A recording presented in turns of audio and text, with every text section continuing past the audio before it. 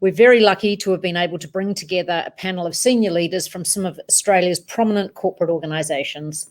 They're here today to take a closer look at the role leadership plays in building and sustaining a culture of giving in a corporate organisation. Good to Give's interim CEO, Sue Murray, will host this discussion. I encourage you to take part in this final opportunity to post questions to our panel. So I'm now going to hand over to Sue so she can introduce the panel to everyone here. Over to you, Sue.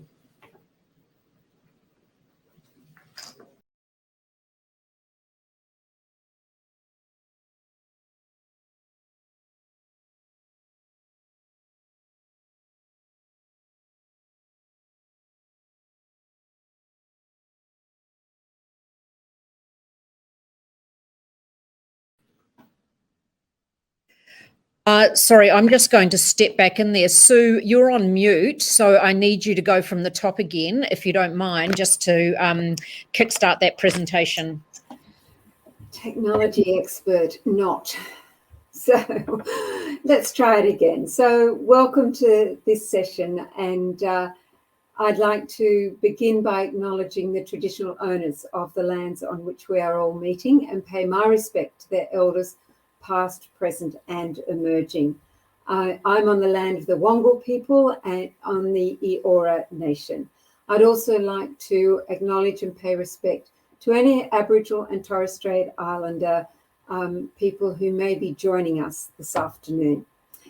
So in this panel, we have 3 people who are joining us this afternoon to discuss this concept of leadership and a corporate giving culture.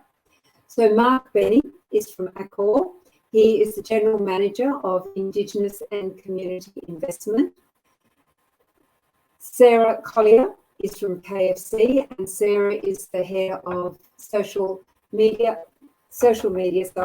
Impact and Media Relations. And then Nikki Tracy is from Australia Post, and Nikki is the Head of Community. So we have 3 very experienced and stick-minded experts who are here to share their insights on leading a culture of giving within their very large businesses.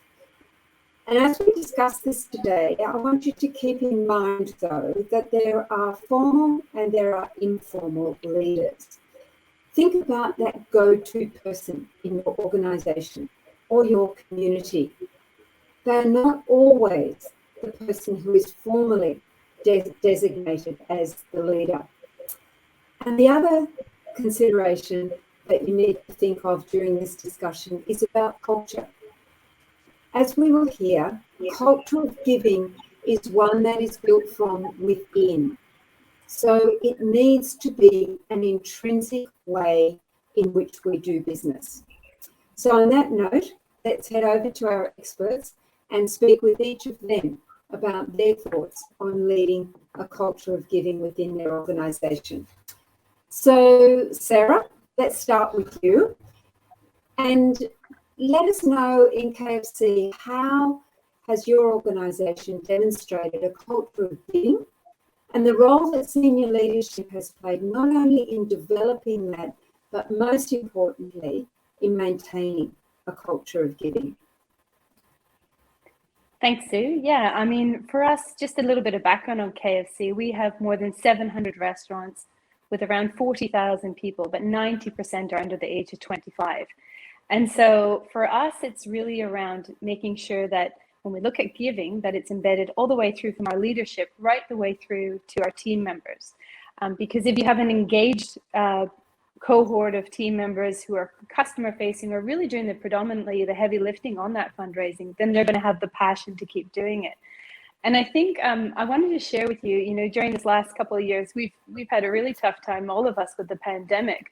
But what was interesting to us is when we pulled back on our fundraising within our restaurants during the height of the pandemic, our team members were actually reaching out to us and saying, we want to fundraise. And that was a really interesting insight to show that, fundraising, corporate giving, having that engagement with your local community actually can really help young people to have a purpose above themselves, away from the stresses of home or a pandemic and all of those things. So I think, it really proved to us that the culture of giving is absolutely firmly embedded into both our leadership team all the way through to our restaurant teams, which is fantastic. Excellent. Thanks, Sarah. And Nikki, what about you at Australia Post? What's been important in your senior leadership's team in regard to developing and maintaining that culture of giving? Thanks, Sue. And look, I think Sarah is right. It's been such an incredible few years for everyone around the world, and for us at Australia Post, we're a really unique organisation in that we have both a commercial purpose and a social purpose. And our role is really to connect people to each other and to the world every day. And so, with over 4,300 post offices around the country and a workforce of 75,000, all of whom live and work in the local communities in which we operate, it's really important that people have the chance to be able to give and to help their local communities thrive. Our executive and our senior leadership team are absolutely committed to delivering on both our social and our commercial purpose. And they really champion the community strategy and our focus areas of disaster support, mental health and literacy, day in and day out, whether it be talking to our people, talking to our customers, talking to the media. So, for us, it's ground up. We have our frontline people who are going above and beyond every day in supporting their local customers and communities. And it's top down, and it's making sure that our senior leadership support our frontline people to be able to help at a local level. And so I guess with that very distributed workforce and geographic spread, that concept of informal leaders is probably also very important in your organisation. Yeah, I mean, so every day I am privileged to hear incredible stories about what our frontline teams do that is well and above their day jobs, be it a postie rescuing a cat from a tree or, taking someone's shopping home for them because it's too heavy, all the way through to, our post offices opening up for showers and power in the wake of a natural disaster for local communities. We have an incredible amount of informal leaders and people who step up, when the time is needed, no matter what the circumstance, to support their own teams and our customers and the community. Excellent. And Mark, let's hear from you.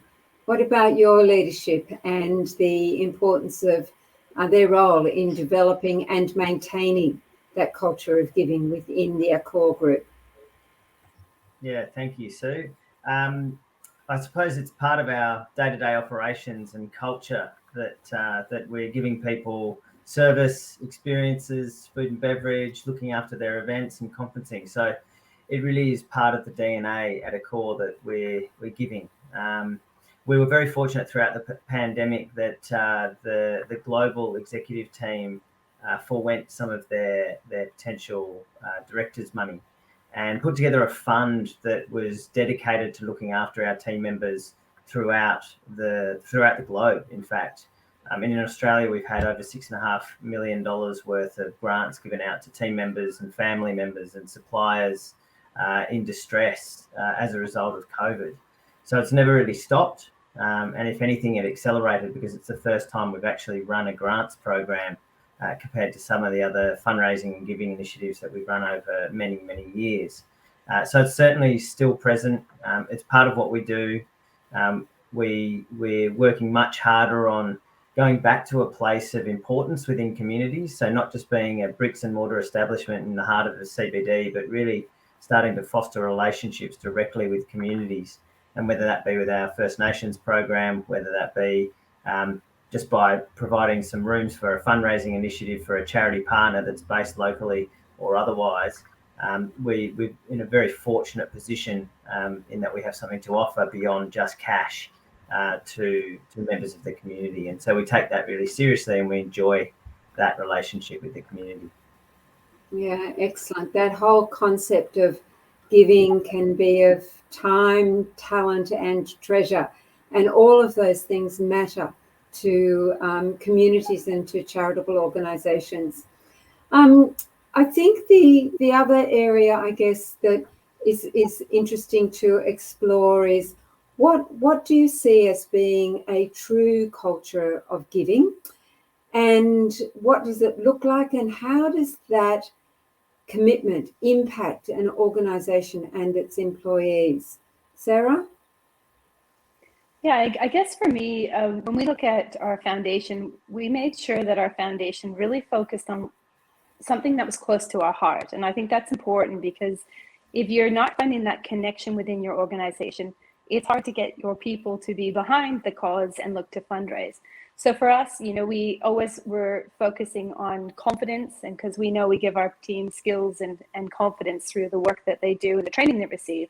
But then as we started to come into the pandemic, we started to obviously look at mental health in young Aussies as a major, it's almost like the shadow pandemic we're looking at now, right? And so we pivoted our foundation to focus on mental well-being in young Aussies. And we do this through 3 charity partners who are incredible: Black Dog Institute, Reach Out, and White Lion. So what we do is we're so much taking that inside out approach in terms of we provide our people with lots of support on mental well-being, but now it's their chance really to help other young Aussies outside the walls of our restaurants. And that's been really powerful in really getting them engaged and motivated, and understanding that it's not just shaking a tin, it's around, actually, my impact is going to be so great if I raise $5 for the foundation this week. That impact, and showing that impact through bite-sized information that we share through different channels like Yammer, which is a social media channel our teams use, so that they're really engaged and informed. Because there's nothing worse than when you raise money and you have no idea what the impact is. And that has really helped us to, I guess, cement the cause and the impact that their donations are having, and how they are really making a difference to other young Aussies. And so for us, it's the culture from leadership through all the way through, and making sure they feel that it's an engaged foundation that they really understand. And I think given, your staffing profile, the choices that you've made are very closely aligned to what you would see as many of the interests of the young people that work with you. Absolutely. And we've also found that we've been able to utilize our charity partners and some of the incredible programs and support they have to help support our team members. So again, they're seeing firsthand what those programs do and support. So it's got there's an iterative process that goes on. Absolutely. That's excellent. Nikki, what about with Australia Post? What do you see as a culture of giving, and how has that built a commitment or a commitment to that? How has that also engaged your employees? Thanks, Sue. Well, with the diversity of the workforce that we have, I mentioned earlier 75,000 people across the country. I think there's more than 120 nationalities represented in our workforce. It's really important for us to offer a diversity of ways that our people can get involved and give. Because for different people, they have different time commitments, they have different financial commitments. So for us, it's about, as Sarah mentioned, it's about finding the issues that matter to our people, because we know that when our people get behind the community programs, that's what brings them to life and makes them successful. So about 18 months ago, or 24 months ago now, actually, we did a huge piece of work where we talked to all of our stakeholders about where did they feel Australia Post could really create community impact, and what were the issues that really mattered to our stakeholders. And, it was amazing across our people, our customers, our not-for-profit partners, our executive. We actually landed on 3 areas that everyone felt should become the focus of what we were supporting, which are those areas of mental health and a partnership with Beyond Blue in that space, disaster support, and our role in all phases of disaster with Red Cross, and then children's literacy tied back to letter writing and literacy from an Australia Post perspective. So with those three focus areas, we've then developed numerous ways for our workforce to get involved. That might be through payroll giving, our workplace giving program. We have a reasonably new program that we stood up about 3 years ago that we call our People of Post Grants program. And that's where a workforce member can apply for a grant for a local community group that they're connected with.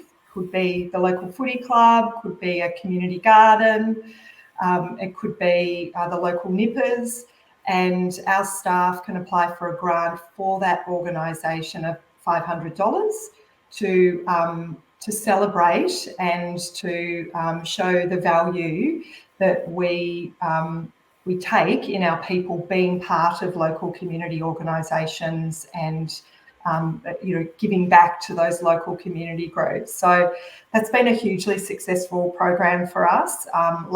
This year, I think we gave out about 350 grants around the country. Really fantastic way of getting our people involved. And then we have a lifeblood program. So we really want to offer that diversity to our workforce to be able to find ways for everyone to participate and to be able to support and give. And then I think, just as Sarah said, the importance of communicating the impact of not just what individuals are doing, but what we're doing as an organisation nationally and the change we're making and the impact we're making is really fantastic for our engagement of our people. I'm going to come back to impact measurement in a few minutes, so be thinking about that. But let's have a chat there with Mark about Accor and its commitment to a giving culture and how that has impacted your employee engagement. Sure. And I think just to echo what Sarah and Nikki have said, about 5 years ago, we went through the process of reviewing our entire community investment program. And we started with the question of what's important to society in Australia and New Zealand, and what's important to our team members. And we tried to align on those things before making decisions on what we give to and how we give. And then ultimately worked on a range of programs that fit within the business. So one of the very simple fundraising initiatives, for example, was working on dessert promotions, which helps promote the product that we have, gives people something that they're passionate about designing, and then a simple giving culture can be added to that, at the end of every bill or conversation around the bill, which gives you an opportunity to engage further with your customers. So you're not just whacking an extra charge on a dessert item, you're actually having a conversation with the customer about decisions they might make to have the dessert or not. And it's a discretionary item, so it's not forced on people. It's not a checkbox. It's something that's a little bit more engaging than that. And that's one of the methods that we use to fundraise. But I think that the culture of giving comes around in cycles for us. We go really hard every 2 years with a Pacific-wide fundraising activation that ends in one of the greatest staff engagement exercises I've ever seen.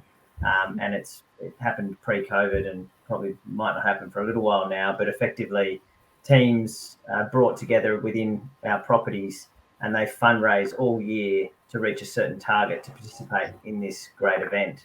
And the event is a 3-day offsite that's open to members of our team right across the Pacific region every 2 years. So you build excitement and energy over a very long-term period. You build a culture of fundraising internally, and then you reward people through their fundraising initiatives. And what that also does is allow you that long-term and regular storytelling opportunity, which Nikki just mentioned, around sharing the story, sharing the impact. And that's something that we've worked really, really hard on trying to capture. And we did that in quite an interesting way, in that when we formed partnership with various organisations, we said to them, give us one program to focus on within your organisation so that we can tell the story at its current point, and then refer back to it as the money comes through and the investments are made from our people. And that's worked really, really well to just help bridge the gap between the fact that we have 5 partners that we work with, which is quite a lot, to be able to tell a specific story within each of those partnerships. And I think that's been really important for us. And that's been important then, sharing that across your organisation to maintain the motivation for your people to continue their involvement in the fundraising and in the charitable support that you offer. Yeah, 100%, absolutely. So Sarah, you've had a moment to think, and Nikki, you've got another moment to think, because impact measurement is a very big, it's a very big component of our discussions these days around giving and understanding how my donation has contributed to making a difference, because that's why we do it. We want to make the world different, a different place for all sorts of experiences, and generally that's driven by an individual's personal experiences too.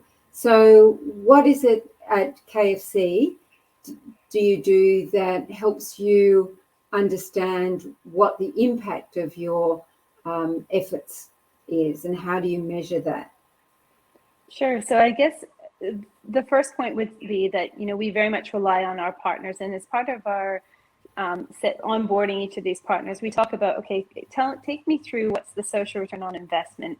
So for example, every dollar you raise does X amount, so that we can have really clear, tangible ways to explain to our team and to our customers who are donating what their donation will actually do. Because quite often the money goes in the pot and people are like, I don't even know what I donated for. And so one way we do this, and I think it needs to start inside out for us. So if your team members understand it, they're going to be easily able to articulate that to a customer during an order process, for example, or if they're out doing their fundraising activities. It could be, restaurants are doing everything from like car washes to rallies, car rallies. Some of our franchisees have done really creative stuff, but it's always bringing it back to, okay, we raised X amount of dollars and this did this. And the way we do that is through infographics, because if you think about the cohort of teams that we have in our restaurants, with 90% under the age of 25, their attention span for social media and the amount of information that's coming at them is huge. I think someone told me the other day, it's like you have 5 seconds to grab their attention. And so we do this through infographics on what the social return on investment is, storytelling, little videos which says, meet Jane, who's gone through the White Lion program. Here's what it did for her. We talk about the number of people who have gone through programs, the number of new people that have been reached through well-being support services, such as through Black Dog and Reach Out. So it's about making sure you have that information flowing constantly, but you also need to not overload them with too much. And I think we're very reliant on our partners, and we're lucky because a lot of them have gone through the process of really articulating a very tight social return on investment. Otherwise, it can be complex to explain. Yeah, excellent. Thanks, Sarah. And Nikki, what are your thoughts around measuring the impact of what you're doing? Well, similarly to Sarah, we also rely on our partners to be able to tell us what the impact of our support means to their organisations and the storytelling. We do run fundraising campaigns, but we also use our assets and capabilities to be able to support our community partners. So if I take, for example, the Indigenous Literacy Foundation and our partnership there, the main part of that partnership is using our trucks and our network to get the books to 325 remote Indigenous communities. And, in just over a year, we've delivered 185,000 books to children in those communities. So, for us, it's about the storytelling of the fundraising that our customers might be doing over the counter in our post office network, but how we're using our own assets and capabilities, using our posties to deliver mental health information into letterboxes, into areas where digital literacy might be low, and so therefore our partner Beyond Blue might not be able to use their usual marketing channels to get their services and resources out. So that's really important for us. We also use the model, used to be called the London Benchmarking Group, that is now referred to as the Business for Societal Impact. We use that in a more formal way for our annual report and the government as our owner and shareholder, to measure our social return on investment and our impact. I think one of the best ways that we get cut through, like Sarah, we face the challenges of trying to get this impact information in front of our frontline teams who are so busy doing their day jobs, but we know this is so engaging and motivating to them. We find a great way is to use our own people to talk about what they've done, and it might be a little podcast clip or a little 30-second video, and using the recipients of our programs. So there's some of the things that we do to measure our impact and share it with our people and our customers. I think, the whole concept of social impact is one that is very much a part of the conversations. And I guess one of the things I would do, having spent many years on the charitable end of, corporate partnerships, is to really encourage the business sector to help organisations in the charitable sector to understand how they can actually measure the social impact in partnership with you, because often the skills, the capabilities and the resources don't reside within the charitable organisation to be able to do a sophisticated measurement of the impact. So I would certainly encourage yourselves and other corporates who are listening to the symposium to think about ways in which you can also support resourcing of the charities to be able to provide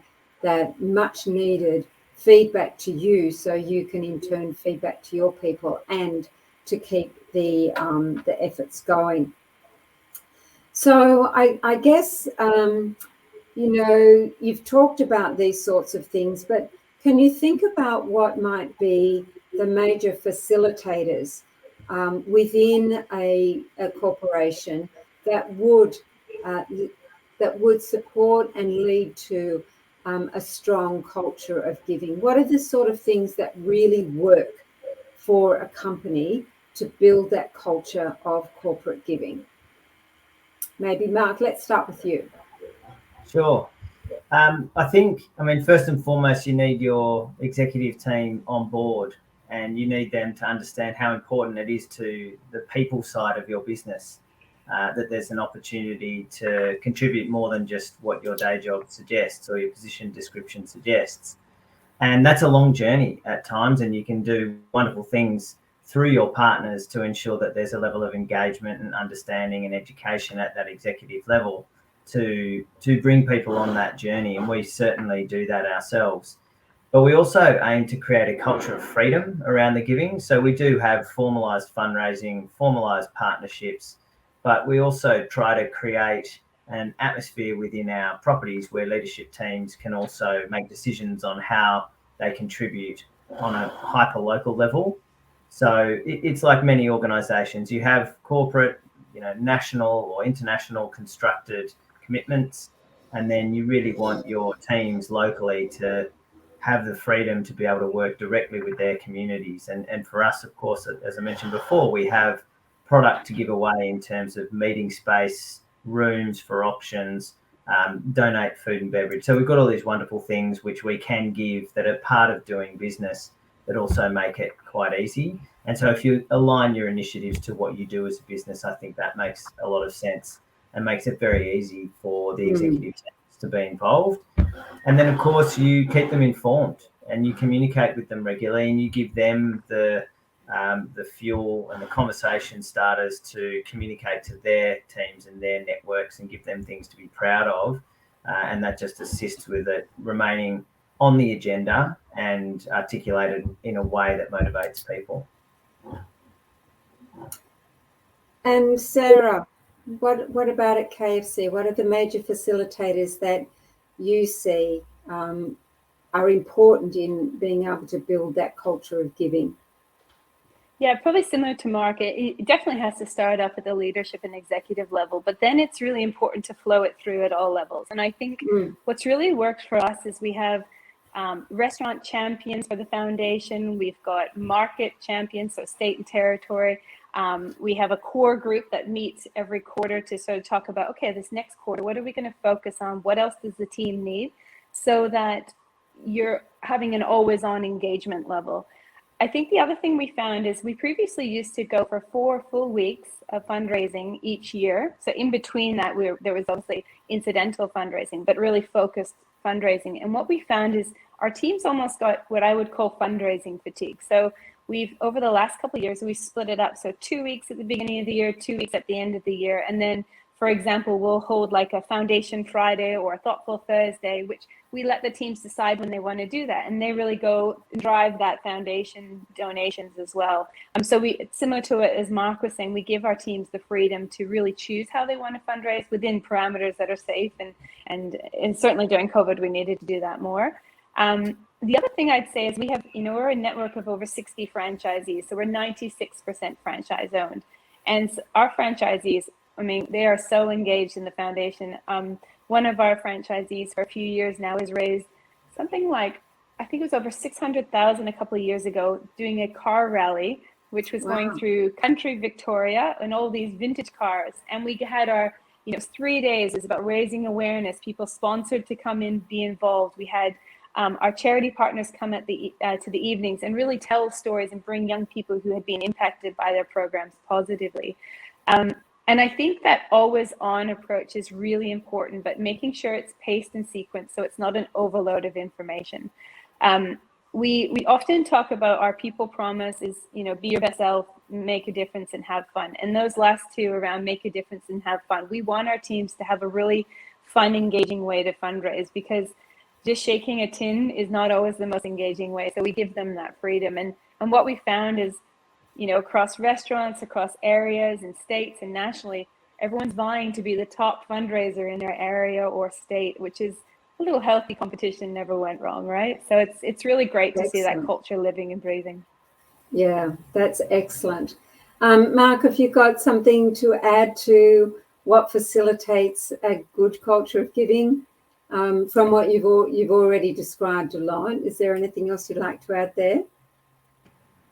Look, I think the idea that everyone can participate is really important. And if someone on the front line is particularly passionate about a cause, one shouldn't have to go through multiple layers of approval to act and participate. And again, that's something that comes with communication, with experience, with a culture of giving. So if you've created that safe space or that environment where people feel confident that they can set up their own work and they understand that it can align or it can be different to what the company-wide initiative is, then I think that gives people the freedom to participate at every level. Excellent. Yeah, so true. And look, the three of you have geographically spread businesses, as you've already mentioned, wide cultural diversity. But there's a question that's come from our audience on the importance that corporate leadership needs to place on diversity, equity, and inclusion, and how does that get connected to philanthropy? So, Nikki, let's start with you on that one. Yeah, look, I think it's a great question, and I think it's so important for us.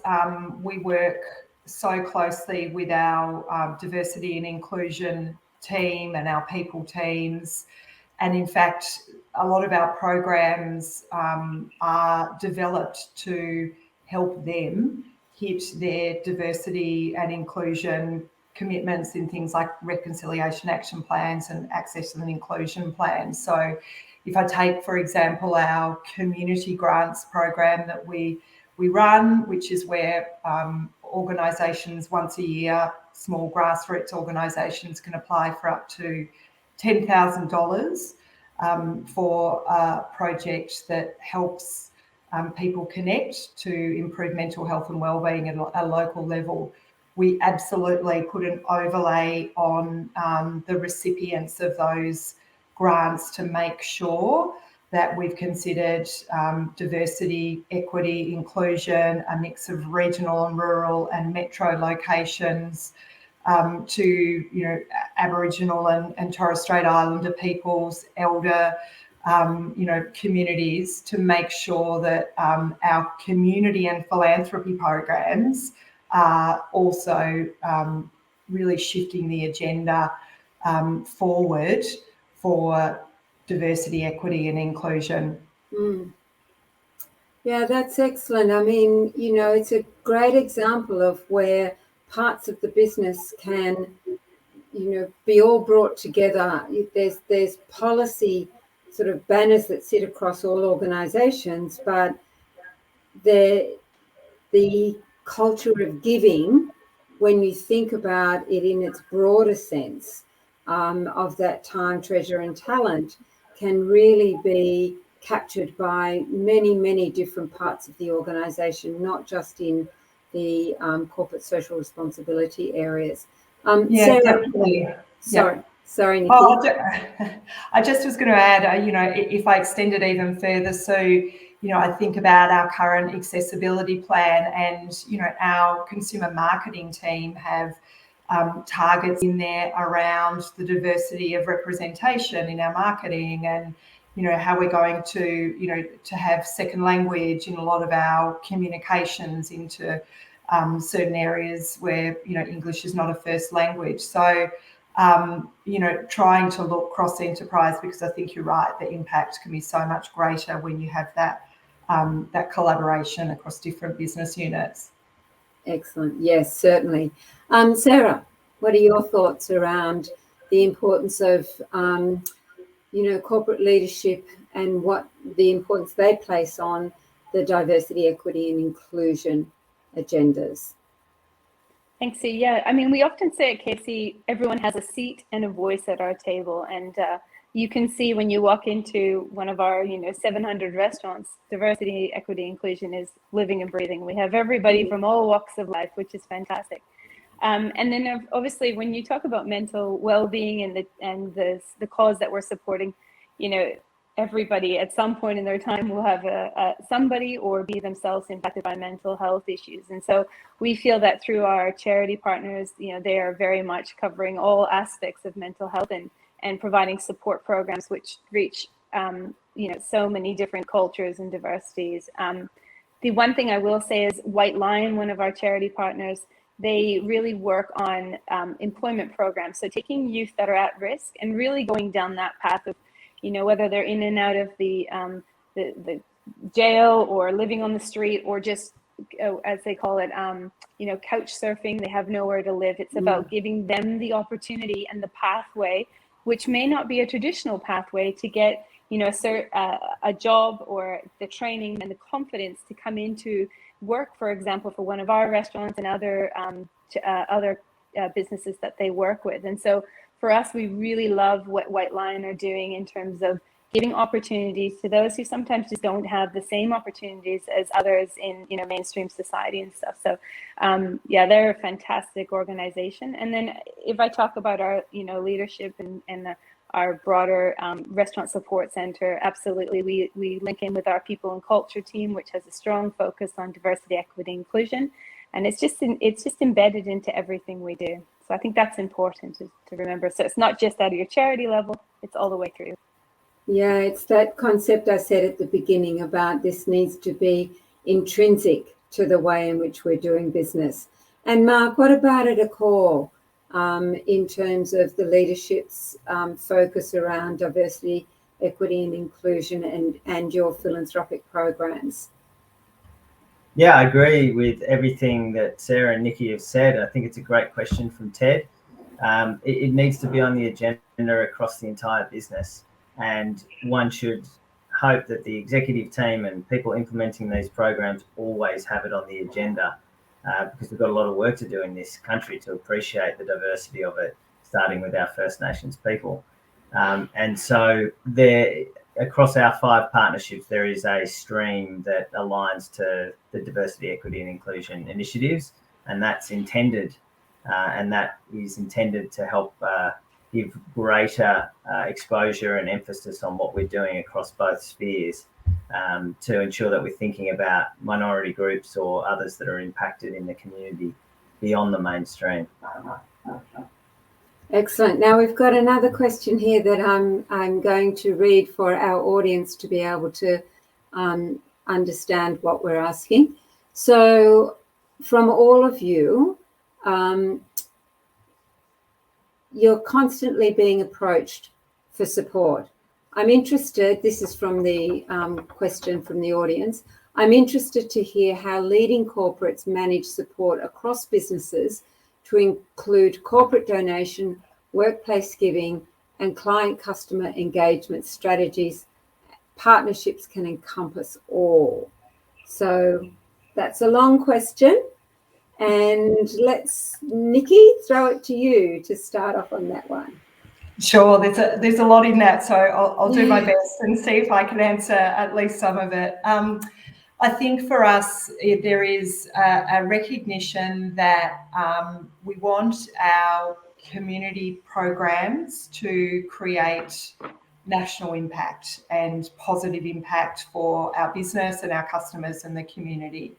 So, we have our focus areas, our 3 focus areas, but what we also know is that everyone has got something that they are passionate about, and it's really important that people are able to support within the work environment things that they care about. And that's why some of our programs are not tied to our 3 focus areas. So our workplace giving program, for example, there are 428 charities that our people give to. They can give to anything that they are passionate about. Similarly, that people grants program, people of post grants program they mentioned before, that can be anything. It can be the footy team, it can be the kindergarten. It doesn't have to be aligned to our focus areas. So I think it's finding a mix of what are you going to do to create the national impact, but how do you make sure that people bring their whole self to work and can support things that they're passionate about as well. I think the other thing for us, and we've learned this perhaps the hard way, is to try and get ahead of regular times or things that happen that might result in a lot of requests for support. And for us, that's a disaster, a natural disaster, when we will get asked by our staff, by customers, communities, our big business customers, can we have free shipping? Can we have free mail? Can we have free parcels? So after going through a difficult period where we didn't have any sort of clear parameters in place, we put something to our executive to say, we don't want to go through that again. So we want to have an endorsed process and program that should a large natural disaster occur, this is what we're going to do, this is the process, this is the funding, this is the model, so that we can react quickly and equitably and make an impact as quickly as we can. So I think that's some of the ways for us that we try to manage some of the requests for support. And that structure also gives you a chance to inform your people well in advance of this is the way that we will respond. Yeah, that's exactly right. Yeah. Sorry, Nikki. Sarah. Yeah, I mean, probably similar to Nikki, we went through a period there where we were supporting both a global, before we set up the foundation, a global cause. But what we found is that in every restaurant and across every franchisee group, everyone had what I would call sort of their personal passion that they were supporting. And whilst that was really great, what it meant is that we didn't have that really focused approach. So our team members were confused. Well, what is it I'm raising? Is it for this or is it for this? And so we probably took a slightly different approach than Nikki's spoken about, where we really narrowed it onto a one cause that linked back to our core competencies and what we do for our team. And that's really helped us very much so. But then comes the hard thing, because, we get asked a lot for support from some incredible charities and local causes, which is sometimes challenging. And we look at ways that we can do that outside of the fundraising side of things. So whether it's, providing a gift basket of some crazy KFC merch for a raffle or that kind of thing. But separately, what we've also done is similar to what Nikki mentioned with bushfires. Well, I guess that's now almost 2 years ago now. It's gone around quick, this pandemic's mixed it all up for us. But we looked to set up a fund, and we actually did that through Good to Give, which was for natural disaster, so that we would have funding there and a mechanism to collect funds, both from our team members if they wanted to donate through workplace giving, or through even our global network under the Yum Restaurants banner, all the way through to our franchisees as well. So that's been a really, I think, a good learning for us, is making sure that we have that planning and process in place to capture those funds for natural disaster. But really, we've tried to really just focus on the foundation and making sure everyone is sort of going in that same direction, which is interesting when you look at how much we've raised. I think we're at about 5.6 million since we launched in May 2018, and versus what we were raising across multiple different charities, it's actually significantly higher because everyone understands the cause and are actually connected to it. So that's probably more to do with having such a young cohort of teams working for us as well. Yeah. And I think, great that Good to Give was able to support you in that. And Nikki, also, you're mentioning that there are 420 different charities that Australia Post allows employees to support. And so having a platform like Good to Give means that that flexibility is on offer to the companies that are working there. We're running a little bit short on time here. There is one question from Dennis, who is in Uganda, that I'd just like to give him a little bit of help. How can charities like ours, which are just starting, attract donors and corporate giving? Mark, do you want to just take us out with that one? Yeah, sure thing. And I'll keep it short and sweet. And my view is, if you find organisations that have similar values or a core proposition that aligns to your organisation and what you do, then that's the best place to be. And just work hard at chasing down the opportunities. People in the corporate world think they're very, very busy and important. And sometimes you need to chase down. So start with the values alignment and then work hard at it. Yes. Yeah, very important. And I've always said in the fundraising world, there's only two answers. One's yes and one's no. And, it's better to get a no so you can move on to the next organization, which might be a yes for you. Now, I just want one quick response from each of you. You are now the CEO of your organization. What would be your wish to improve corporate giving? Sarah, let's start with you. You're now the CEO. Oh, I like that promotion.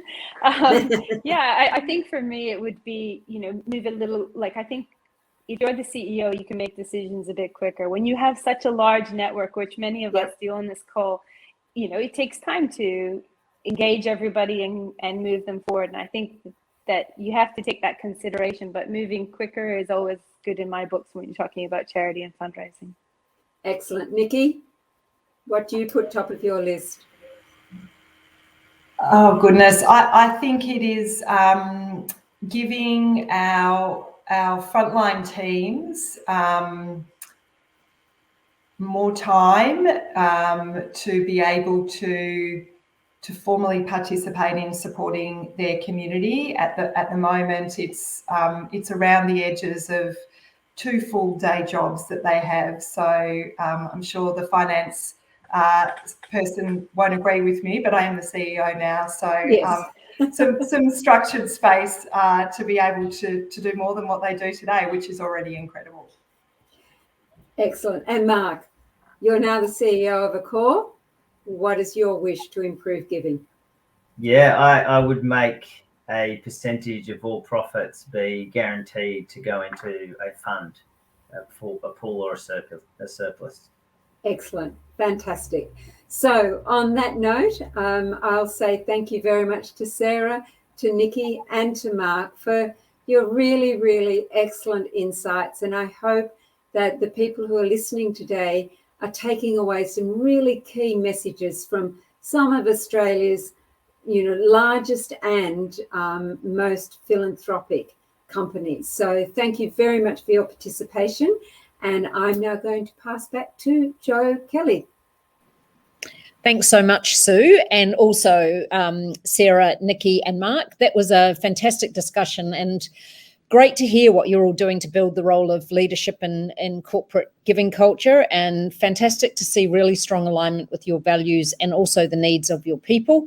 I also personally loved hearing what you would do as a CEO. I thought that was fantastic, and maybe we should all start to think about what we would do as a CEO to input, different ideas into what we'd actually do to grow giving in Australia.